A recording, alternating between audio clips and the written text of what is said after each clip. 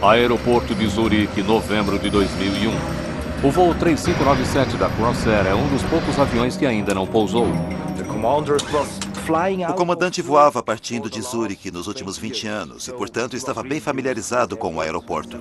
A controladora sozinha na torre acompanha a aproximação. Aproximação pista 28. Contato visual com o solo, prosseguindo. Crossair 3597. Velocidade para aproximação final. Mas, por algum motivo, a tripulação não consegue encontrar a pista. Troca. Ele disse que viu a pista a 1,3 milhas. E o voo termina em desastre. Crossair 3597, aqui é a torre. Está me ouvindo? Uma possível emergência. Ele colidiu com a colina, portanto, estava abaixo demais. Um terrível engano levou um avião de passageiros perigosamente para fora de sua rota, matando 24 pessoas. As investigações irão chegar a um profissional treinado com um passado surpreendente.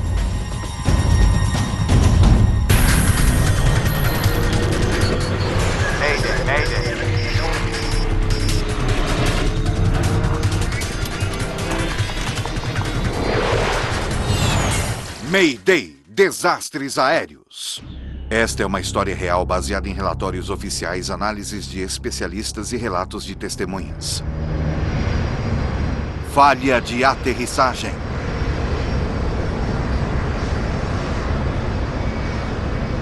24 de novembro de 2001. O voo 3597 da Crossair está a 27 mil pés acima da Alemanha. Enquanto o avião está no piloto automático, a tripulação começa a rever seus procedimentos de pouso. Segundo o relatório, a área de estacionamento e taxiways estão molhados. A ação de travagem não está especificada. Nenhum relatório sobre atrito?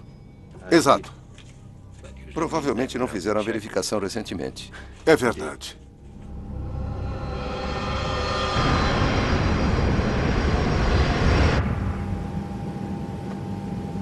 É o último voo do dia nesta movimentada rota europeia. A viagem de 660 quilômetros de Berlim para Zurique, ao sul, leva apenas 1h30. Há muitos lugares vazios a bordo. 21 passageiros não apareceram para o voo. O empresário da internet Peter Hogenkamp está voltando de uma viagem de negócios na Alemanha com sua companheira Jacqueline Badran. Naquele dia queríamos tomar o trem, mas tínhamos de estar em Zurique para a cerimônia de abertura da feira. Por isso decidimos que iríamos de avião. Tenho que dormir um pouco. O dia tinha sido muito movimentado, por isso estávamos muito cansados ao chegarmos ao aeroporto. Entre os passageiros está a banda Passion Fruit, a versão alemã das Spice Girls. Elas estão a caminho de um último show de uma turnê de apresentações. Fiquei surpreso quando, de repente, todos os membros da Passion Fruit entraram e se sentaram bem na nossa frente. Era tudo o que eu precisava. O voo 3597 é um Avro 146, um jato de fabricação britânica muito popular entre companhias aéreas regionais como a Crossair. O comandante é Hans Ulrich Lutz. Ele está com a companhia há mais de 22 anos como piloto e instrutor. Bom, me diga sobre a pista e as condições. Nublado com pouca neve. Visibilidade. O copiloto Stefan Löhrer é recém-chegado à companhia aérea. Ele tirou sua licença de piloto há apenas 1 ano e meio e foi contratado pela Crossair logo que saiu da escola de aviação.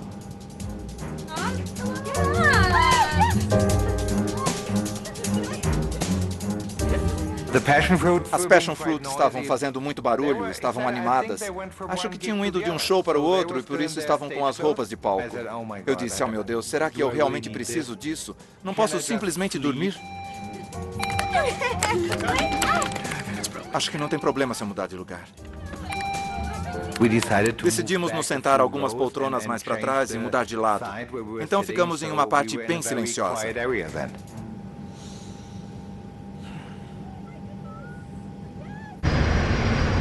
Crossair 3597 liberado para nível de voo 160. O voo está um pouco atrasado e deve pousar em Zurique em menos de meia hora. Segundo as últimas informações, vamos usar a pista 14. Que tipo de aproximação? Aproximação ILS. Muito bem. ILS, ou Sistema de Aproximação por Instrumentos, significa que os pilotos serão orientados até a pista por sinais de rádio transmitidos do aeroporto. E uma decisão de altitude de 1.602 pés. Me avise quando estiver a 100 acima do mínimo. Entendido, 100 acima do mínimo. Os computadores sofisticados do avião irão fazer a maior parte do trabalho durante a descida. No aeroporto de Zurique, o clima está piorando, está nevando e a visibilidade está ficando ainda mais reduzida. Crossair 3191, vire à esquerda, direção 150. Na torre, os controladores iniciaram uma rotina noturna. Um supervisor envia uma mensagem notificando as tripulações que a pista 14 está fora de serviço devido a uma lei nova e polêmica. Aviões que pousam na pista 14 precisam voar sobre a Alemanha em sua aproximação, mas as pessoas na Alemanha há muito se queixam do barulho. Em função da questão política, os aviões tinham de voar sobre a Suíça em sua aproximação final para o aeroporto de Zurique devido ao ruído.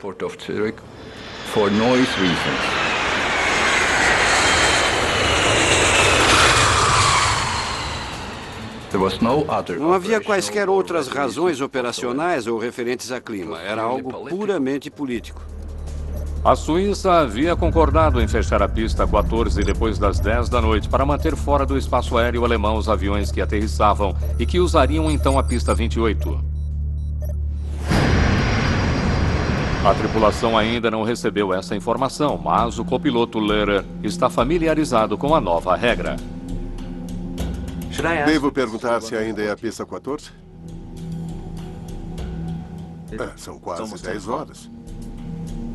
Sim, tenho certeza de que ainda é a 14. Aproximação de Zurique, Crossair 3597. Por favor, confirme se a aproximação é ILS 14. Crossair 3597, identificado. Será uma aproximação VOR-DME, pista 28 para vocês. O que vai ser depois? Tá bom. Tá. Ao contrário da pista 14, com seus sofisticados sistemas de pouso por instrumentos, a pista 28 não está equipada com ILS. Ao contrário, ela tem um sistema menos preciso de navegação, o VOR/DME. Um rádio farol envia informações para um avião relativas à sua distância da pista e se ela está à direita ou à esquerda dele. O sistema não fornece orientação sobre a altitude do avião.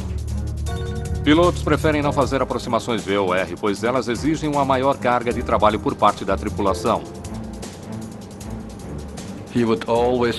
Os pilotos sempre preferem uma aproximação ILS, porque eles recebem orientações sobre a inclinação de aproximação e também podem usar seu piloto automático para guiá-los, literalmente até a pista. Devido à sua tecnologia menos precisa, a pista 28 era raramente usada para pousos antes da nova lei anti-ruído. Entendido. Rebriefing para a pista 28, carta de navegação 13-2. Agora o comandante Lutz abandona a aproximação ILS que planejava e prepara seu copiloto para a nova aproximação de não precisão. Está familiarizado com a aproximação para a 28? Sim, fiz isso algumas vezes.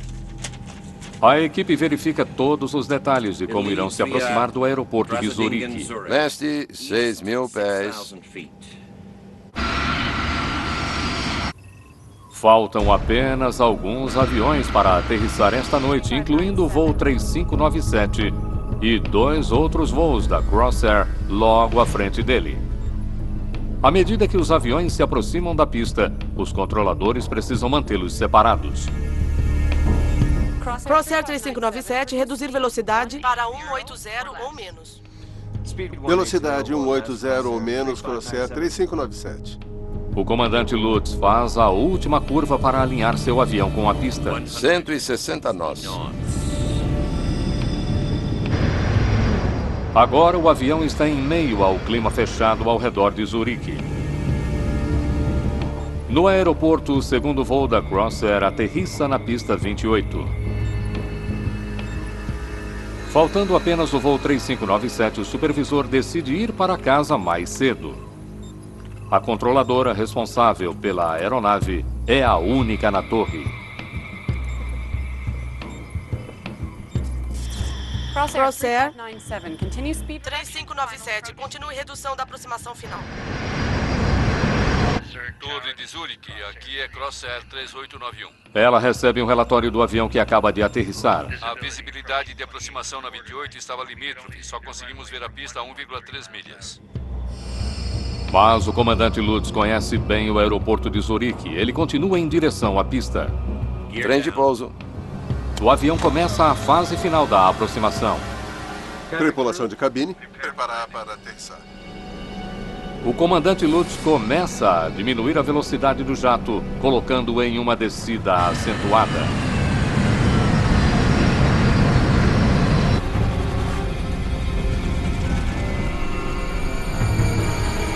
Seis milhas. Sim. Flaps 33. Flaps 33 selecionados. Verificação final. Verificação final. Confirmados 3 verdes. Verificado. 116 nós. A descida fica ainda mais acentuada. Estender flaps totalmente. Entendido. O voo 3597 está a cerca de 3 minutos da pista. O comandante Lutz espera vê-la a qualquer momento.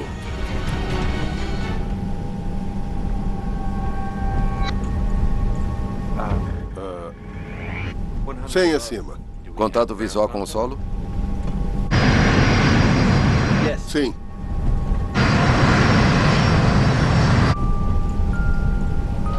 Os passageiros se preparam para a aterrissagem.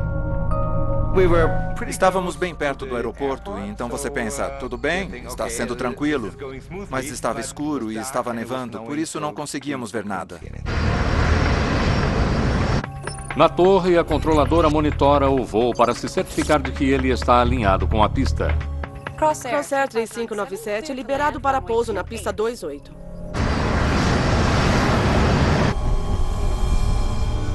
24 mínimo. 24.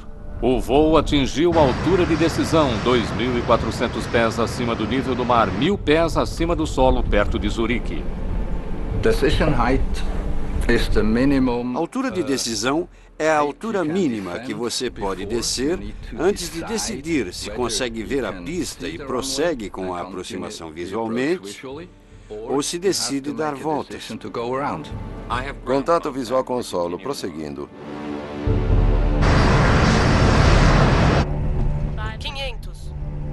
500.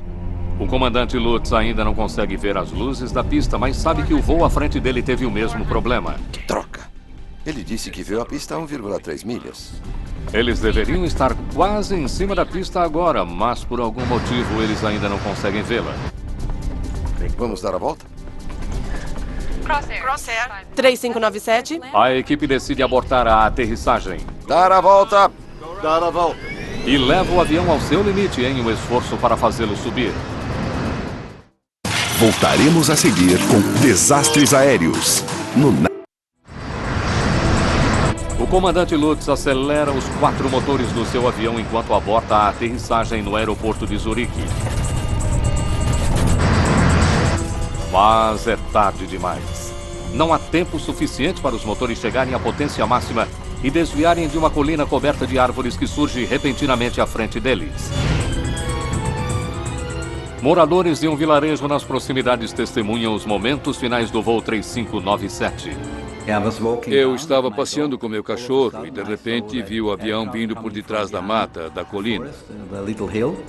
E eu pensei, está muito baixo e não está na mesma rota em que os aviões normalmente chegam para aterrissar no aeroporto de Zurique. O jato corta o topo das árvores.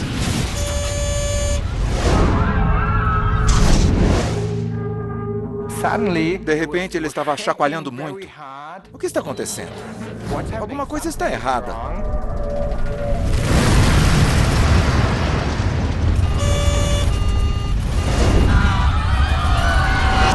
Momentos depois, o avião mergulha na encosta.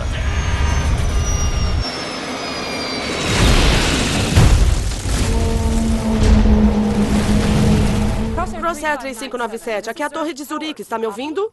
Crosshair 3597, aqui é a Torre de Zurique, está me ouvindo? De repente, todo o céu a oeste estava ficando todo alaranjado, como um grande incêndio. Uma explosão. O impacto arrebenta a aeronave. As asas se desprenderam e, como o combustível fica nas asas, o fogo começou a entrar no avião.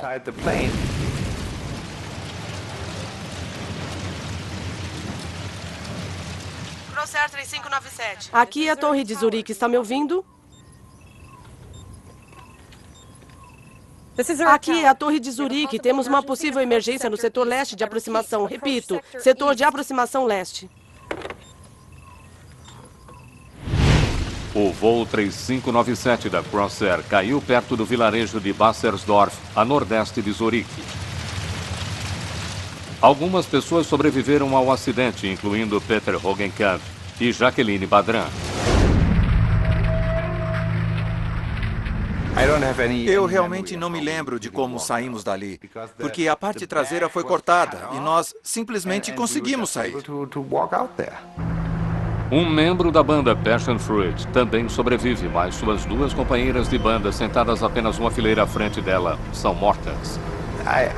Eu pensei, quando lhe dão as instruções no início do voo, quando você entra no avião, por que é que eles nunca lhe dizem o quanto você deve se afastar de um avião em chamas? Porque eles nunca lhe dizem isso. Vamos sair daqui. Então pensei, eu não sei, 100 metros. Em questão de minutos, as equipes de emergência chegam ao local do acidente. Ei! Aqui! Aqui! 24 das 33 pessoas a bordo do voo 3597 estão mortas, incluindo o comandante Lutz e o copiloto Stefan Löhrer.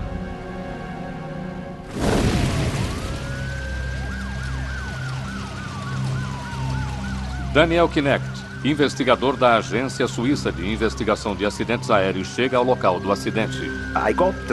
Recebi o telefonema do nosso serviço de emergência por volta das 10h30 da noite. Meia hora depois, eu estava no local do acidente. A parte traseira da fuselagem estava praticamente intacta. Foi também a parte por onde a maioria dos sobreviventes saiu, sem ferimentos. Para Peter Hogenkamp e sua parceira, parece que o fato de terem ido para a parte traseira do avião salvou a vida deles. Creio que foi simplesmente sorte. Acho que a história teria sido completamente diferente se não tivéssemos mudado de lugar. Por isso, as Passion Fruit podem ter salvado a nossa vida. Enquanto as equipes de resgate cuidam dos sobreviventes, Knecht e sua equipe investigam o local. A localização dos destroços distantes do aeroporto é de interesse dos investigadores. 4 quilômetros e 50 metros da pista. A aeronave não estava onde deveria estar. Ela colidiu com uma colina a leste da pista 28. Por isso, ela estava baixa demais. E a primeira pergunta era, por que o avião estava tão baixo? Os gravadores da caixa preta são encontrados entre os destroços e estão em boas condições.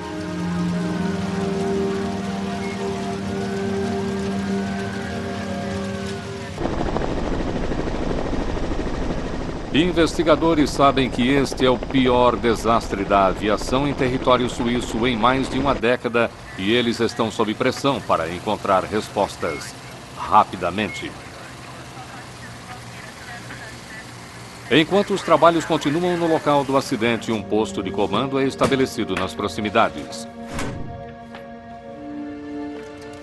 Jean Auvernay lidera a equipe da agência suíça de investigação. Ele assume o comando do caso da Crossair.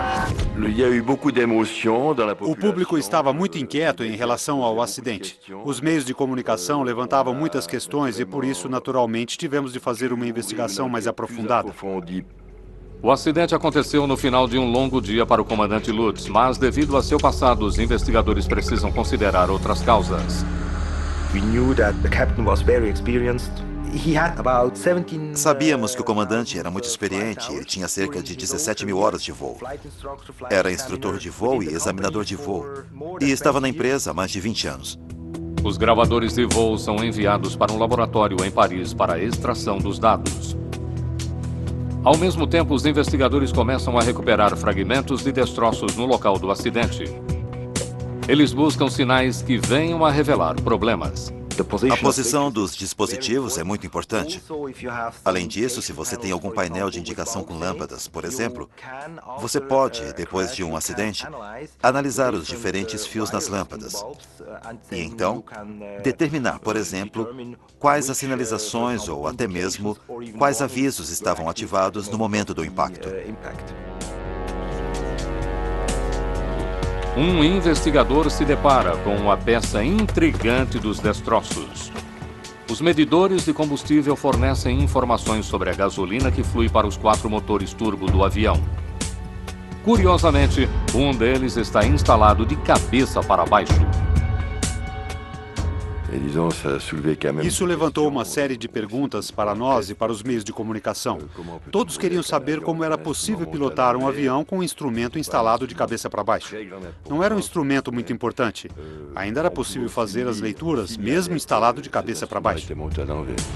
Mas se este problema óbvio nunca fora corrigido, o que mais poderia estar errado com o avião? Obviamente, havia problemas de manutenção. Analisamos como a empresa estava fazendo a manutenção dos aviões.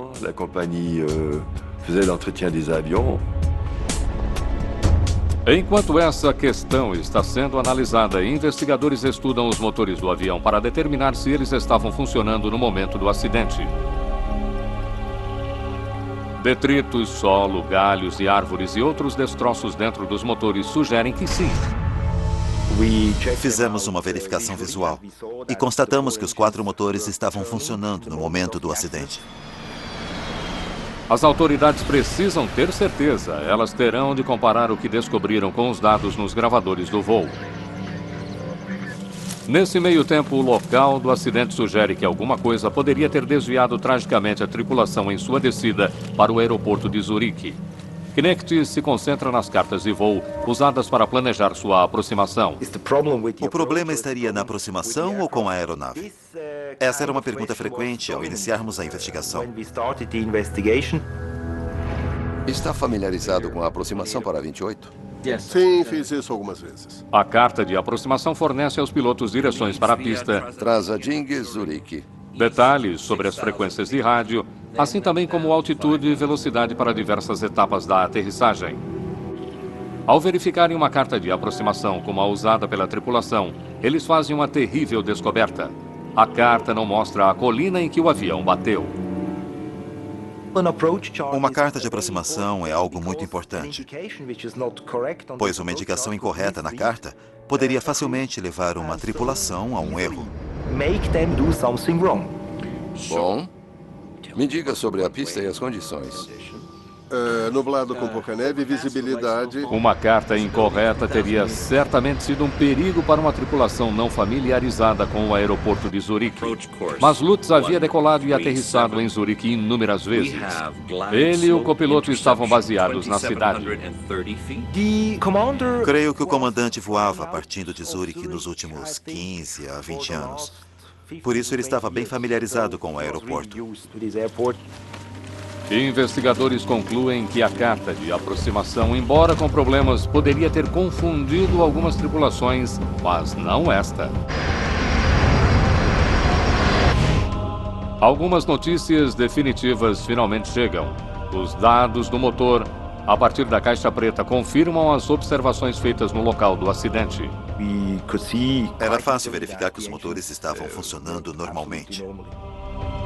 Outra possível causa do acidente é eliminada da lista, falha mecânica. Agora os investigadores consideram outra possibilidade. Eu cobri a posição oeste da aproximação na noite do acidente. Será que o controle de tráfego aéreo poderia ter, de alguma forma, se equivocado? Investigadores estudam registros da noite do acidente e descobrem algo desconcertante. A torre de controle do aeroporto de Zurique estava sem pessoal suficiente no momento do acidente. Ele saiu antes do término do turno. O supervisor da torre foi para casa mais cedo, deixando um controlador sozinho orientando a aterrissagem do voo 3597. Ela era relativamente jovem e, digamos assim, não tinha tanta experiência. Os investigadores analisam as transcrições das conversas entre aquela controladora de tráfego e a tripulação do voo, procurando sinais de que ela tenha cometido algum erro. Crosshair 3597 identificado. Crosshair 3597. Aproximação 3597. Crosshair 3597. Crosshair 3597. Aterrissagem liberada. Eles não encontram indicação alguma de que a controladora tenha dado instruções equivocadas à tripulação, mas ouvem a chamada de rádio feita pelo voo da Crossair que aterrissara. Torre de Zurique, aqui é Crossair 3891. A visibilidade de aproximação na 28 estava limítrofe. Só conseguimos ver a pista a 1,3 milhas. Aquele piloto tinha alertado a torre sobre as más condições na aproximação para a pista 28. Ela tinha opções. Eles se perguntam por que a controladora não fechou a pista. Devido à má visibilidade, ela poderia ter reaberto a pista 14, apesar da lei anti-ruído. Isto teria permitido que a tripulação fizesse uma aproximação por instrumentos, mas ela não fez isso. Obrigada, Crossair 3891. Tenha uma boa noite. Teria sido muito mais fácil fazer a aproximação ILS com esse tipo de clima, independentemente da questão política. Suspeita-se de que, sem o supervisor, a controladora não tinha experiência para fazer uma mudança tão importante. Portanto, ficou claro que tomar a decisão de não permitir uma aproximação na pista 28 e, em vez disso, usar a pista 14, exigia certo grau de confiança, certo grau de coragem. Entretanto, o comandante Lutz também tinha ouvido o mesmo alerta. Só conseguimos ver a pista a 1,3 milhas. Trem de pouso. Apesar disso, ele prosseguiu. Agora, os investigadores têm certeza de que a controladora não foi de forma alguma responsável pelo acidente. O piloto pode dizer não quando achar que deve. Ele pode rejeitar a liberação para pouso. Se ele achar que a aterrissagem pode não ser possível, ele tem a liberdade de rejeitar uma liberação de aproximação e pedir uma diferente. Já o Verney não consegue entender por que o comandante Lutz não fez exatamente isso. Ele deveria saber que não tinha de fazer uma aproximação de não precisão com mau tempo. Quando vimos o erro que o piloto havia feito, imediatamente nos perguntamos como é possível.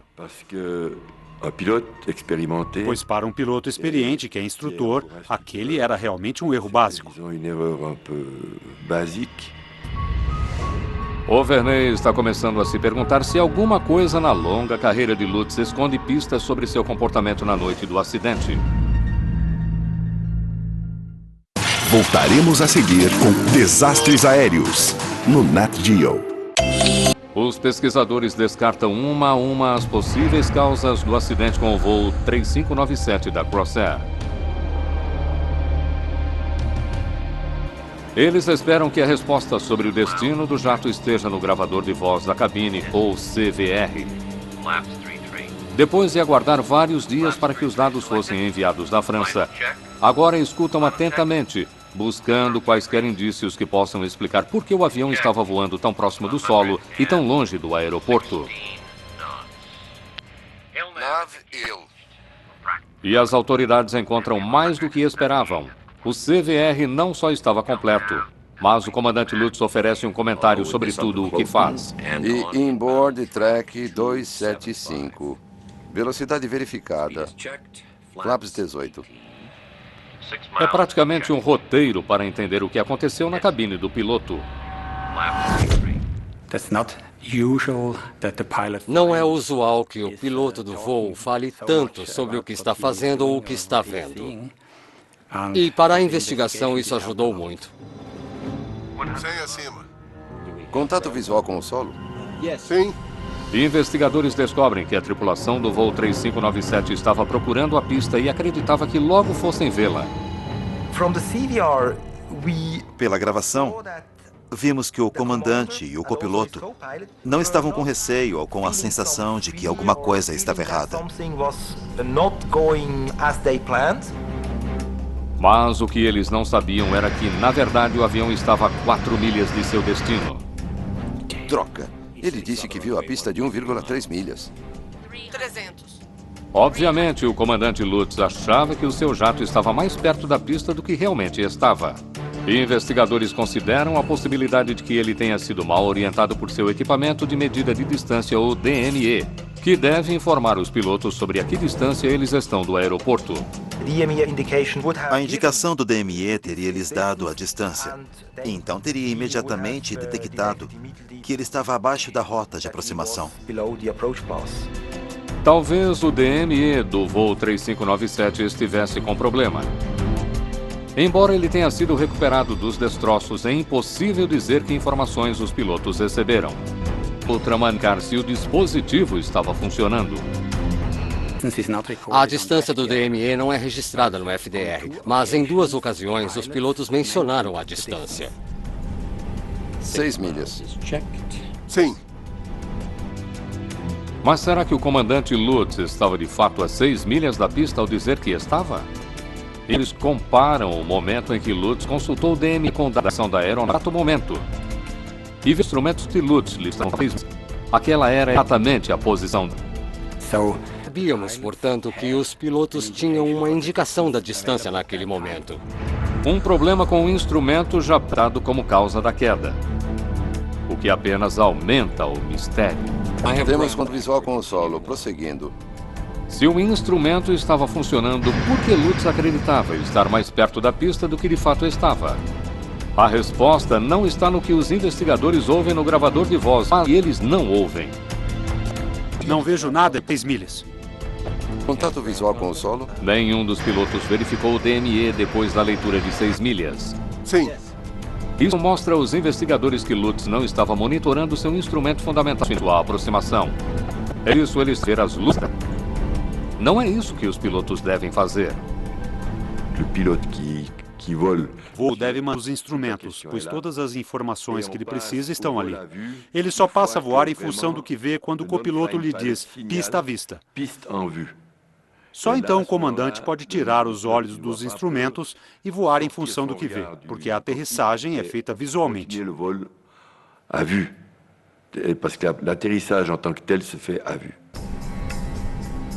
Se Lutz tivesse verificado seus instrumentos, ele teria sabido a que distância realmente estavam da pista. Mas como foi que eles foram parar tão longe dela? 400. Confirmando 3 verdes. 400. Confirmado.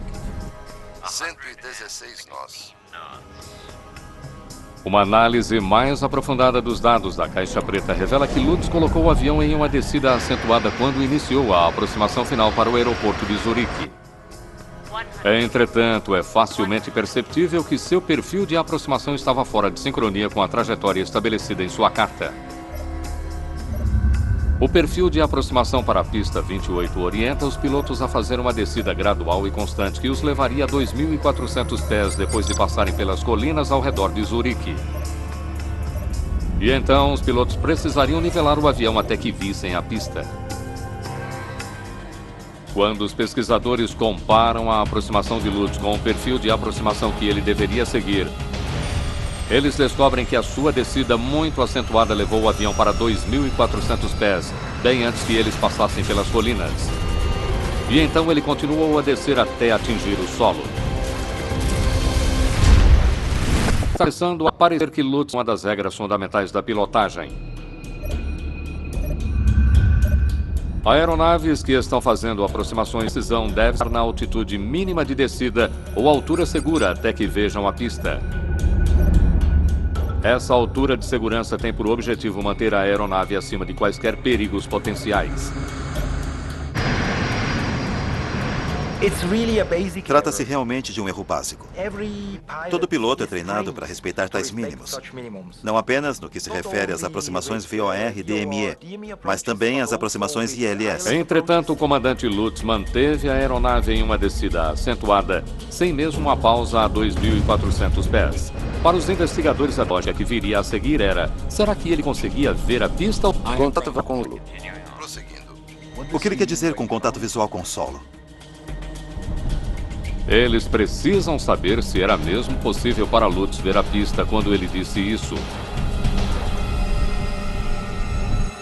Investigadores recriam os passos de Lutz com o tempo. 6 milhas da pista, altitude 3.300 pés. 4.400 pés. Ainda sem pista à vista. Não, ele não conseguiria ver a pista, porque havia uma colina entre ele e a pista, e naquela altitude era impossível ver a pista. Conclusão: o comandante Lutz havia claramente violado a altitude mínima de descida. Se há um terreno plano ou colinas, as mínimas são definidas de acordo com isso. E de ignorar esses valores, havendo colinas ou não. Esta conclusão levanta questões não apenas em relação às ações de Lutz, mas também em relação às de seu jovem copiloto. 2-4. Prosseguindo. Um copiloto não deve deixar seu comandante violar altitudes mínimas de descida. O copiloto poderia ter dito: não, pare, não conseguimos ver a pista, não vamos descer. Ele considerava seu comandante um velho piloto com muita experiência que não cometeria erro algum. Muito provavelmente ele estava confiando demais nele. E, sendo submisso, talvez não tenha falado a tempo, apenas para manter a harmonia na cabine. Não havia falha mecânica ou problemas com os instrumentos do avião. E não houve qualquer negligência por parte da controladora de tráfego aéreo. Mas agora está claro que o comandante Lutz cometeu uma série de erros catastróficos, selando o destino do voo 3597 e causando a morte de 24 pessoas. Investigadores procuram saber mais a respeito do comandante Hans Ulrich Lutz para ver se alguma coisa em sua vasta experiência poderia explicar o porquê de ele ter levado ao acidente o voo 3597. O que eles descobrem é realmente alarmante. Lutz se candidatou à escola de pilotagem aos 17 anos de idade. Ele foi rejeitado 3 vezes devido à sua falta de educação. Finalmente, ele conseguiu sua licença aos 20 anos de idade, mas continuamente não era aprovado nos exames, por não compreender corretamente os sistemas de navegação. O comandante Lutz pode ter tido uma longa carreira, mas não foi uma carreira brilhante. Anos de voo e horas de voo não dizem nada sobre competência. Entretanto, por alguma razão, ainda que ele fosse um piloto abaixo da média, isso não impediu a Crossair de o contratar em 1979. Ele havia tido problemas por toda a sua carreira. Vários incidentes haviam acontecido anteriormente e ele não tinha se saído bem em várias avaliações. Bem, ele tinha algumas limitações. Mas para mim, o que é difícil de entender é por que, ainda que essas limitações tivessem sido identificadas, tomou-se a decisão de mantê-lo voando. As habilidades limitadas do comandante Lutz continuaram em seu novo emprego. Como comandante em uma excursão aos Alpes Suíços, ele cometeu um erro de navegação e foi parar na Itália. Ele só se deu conta de seu erro quando seus passageiros avistaram placas de trânsito em italiano. Em outro incidente, ele destruiu um avião de $1,5 milhão, depois de inadvertidamente recolher o trem de pouso quando o avião ainda estava na pista. As falhas de Lutz forçaram a Crossair a demiti-lo como instrutor, embora lhe permitissem continuar a pilotar aviões de passageiros. Eu faço pessoalmente avaliações de pilotos. E ele nunca teria passado por minha avaliação com uma recomendação positiva. Entendido. Rota de aproximação 1. E investigadores se perguntam por que a Crossair teria permitido que Lutz continuasse a pilotar se ele não era competente. A resposta parece ser o fato de eles não terem muita escolha.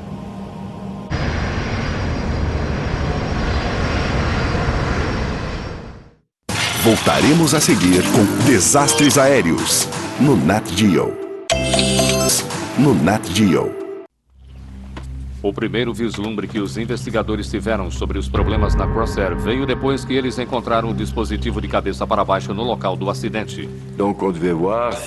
Tivemos de verificar se os funcionários tinham recebido o treinamento adequado, se tinham as qualificações exigidas para esse tipo de trabalho. Não foram encontrados problemas flagrantes de manutenção. Entretanto, ao verificar as práticas de contratação da Crossair, foi possível entender por que o comandante Lutz tinha autorização para continuar voando. Talvez a companhia aérea tivesse crescido rápido demais ao longo dos anos 80 e 90. A empresa se expandira muito rápido e, com o sucesso, é claro, havia necessidade de aumentar o pessoal rapidamente. Trabalhadores de escritório e mecânicos são uma coisa, mas quanto a pilotos, você tem de sair a campo e descobri-los. Naquela época, eles estavam desesperados por pilotos. E, de alguma forma, decisão alguma foi tomada para despedi-lo devido a seu desempenho questionável durante sua carreira. As falhas do comandante Lutz o atingiram em 24 de novembro de 2001. Vamos dar a volta? Dar a volta! 24 pessoas perderam a vida.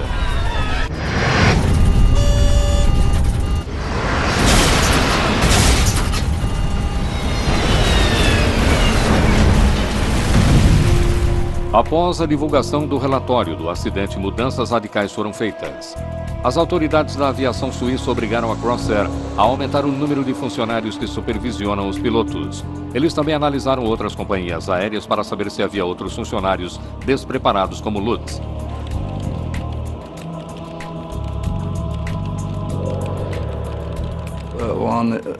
Uma coisa é certa, o processo de seleção melhorou consideravelmente. E, claro, a conscientização das pessoas acerca de seu desempenho no decorrer de suas carreiras aumentou consideravelmente. A Crossair deixou de existir em 2002.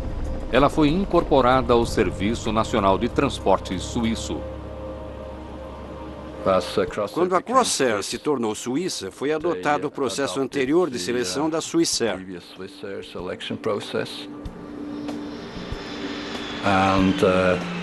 E hoje, depois de 9 anos do acidente, posso dizer que a segurança melhorou consideravelmente, assim como a qualidade dos pilotos contratados por empresas como a Swissair.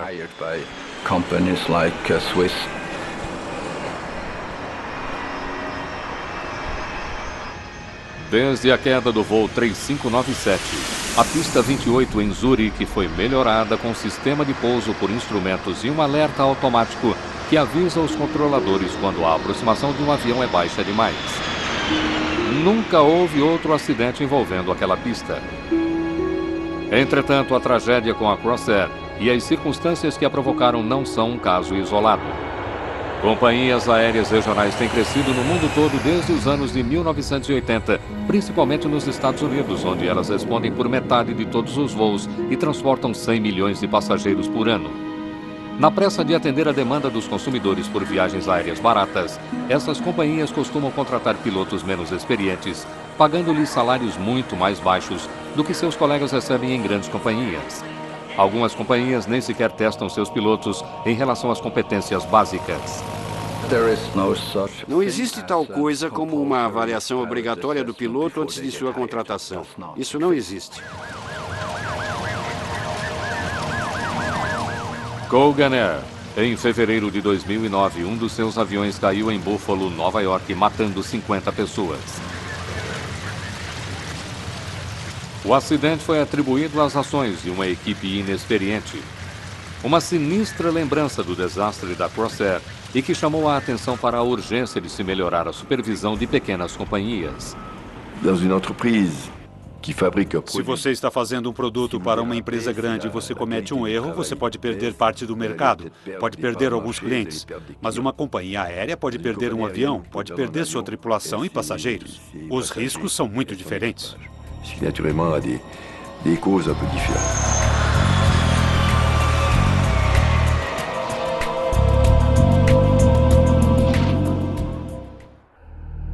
Versão Marshmallow São Paulo.